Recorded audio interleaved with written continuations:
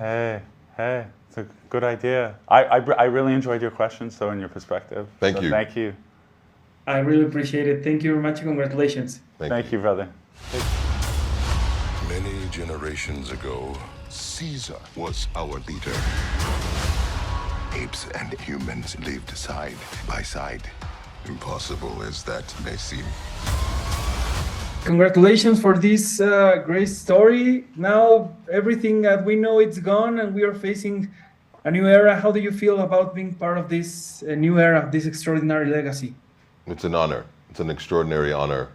As an artist, as an individual, as someone who appreciates science fiction and appreciates filmmaking and appreciates, going to see movies. It's a very rare opportunity to be a part of such a large,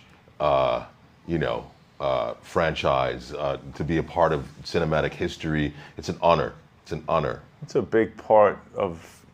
I know Peter, and we've been talking a lot. It's a big part of our formation as humans, as artists. With watching these movies, the 1968 movie really made me want to be an actor, and to actually get to be a part of that lineage and help push it forward it's a tremendous feeling.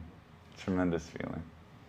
Yeah, and I think that there's a lot of the Planet of the Apes that we can see with the eyes of the present, because I don't know for you, Kevin, this looks to me like a false prophet story. Proximus Caesar seems to me to show that these ideals that can be corrupted and be used for malevolent ends. What do you think about this?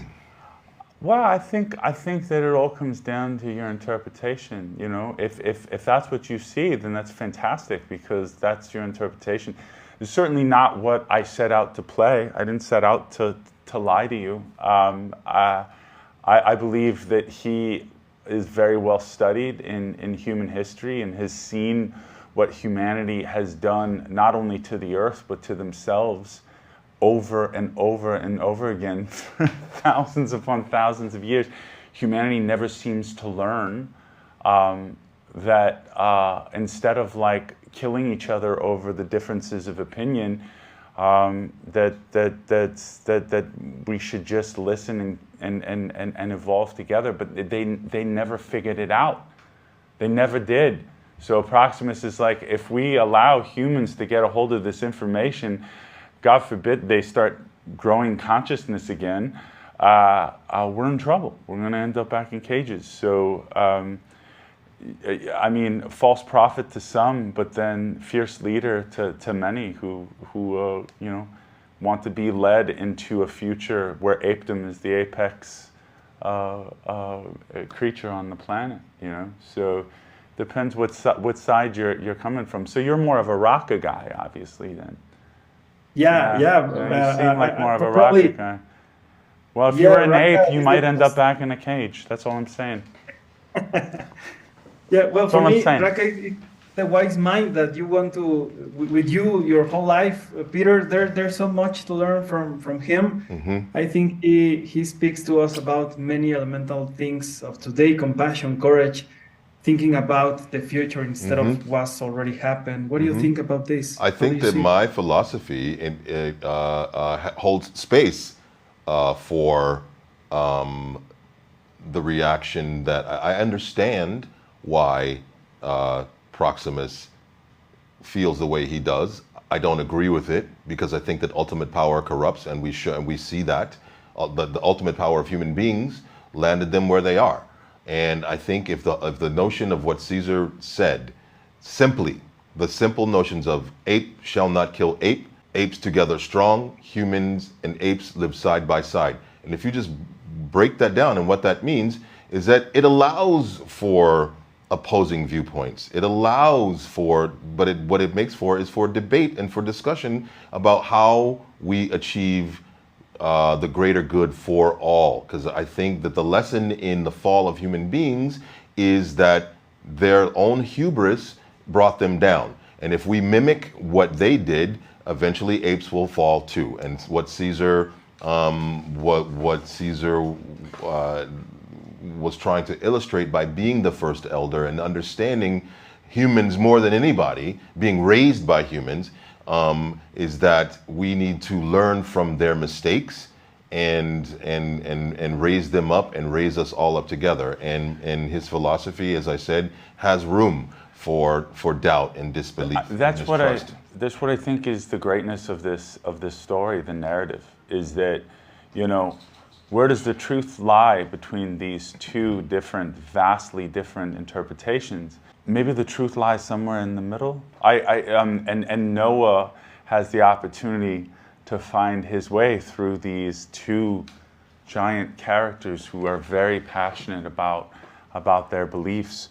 So, you know, as an audience member, you could ask yourself that question, and you could ask your friends that question after you see it on the biggest screen that you could find. Do so. And so that you could see all of the magnificence of these vistas that were created. I think that's what I love the most about this movie. Yeah. There are dangers beyond our village. What a wonderful day! Well, what we were really fortunate to have in the director, Wes, was that he both understands the technology and he also understands the organic nature of creating a world and building a world. So he was very, he had the world in his mind when we had our first meetings with him, where when we all first got together in Sydney, we spent an afternoon and he went through the whole film through a series of giant pieces of storyboard and visual image that he created. I think he had a lot of, you know, say in the rendering of the world. So not only is he understanding, and he's an actor's director as well, because it's very collaborative, and he's very generous with the spirit of collaboration. And then he also understands how to translate that into the rendering of the world. So we were fortunate to have a director that understood both sides of the coin. On top of that, great narrative mind. Yeah. Knows where the story has to go in order to remain compelling and you know, and inspire, like we said, those deepest possible questions, or just go eat popcorn and just enjoy the spectacle. Yeah. So it's really whatever you want from it, whatever you're feeling like. You go as deep as you want, or you could just enjoy the splendor of what's on the screen. You know. Guys, thank you very much for this opportunity, for this time. Congratulations for this work that you have done. And Kevin, and talking about false prophets, I don't know if we will see you in the future playing a movie about one, but Hey, it's a good idea. I really enjoyed your questions, so and your perspective. Thank you. Thank you. I really appreciate it. Thank you very much. Congratulations. Thank you, brother. Take care. Bye. Nor bend for your king. Never.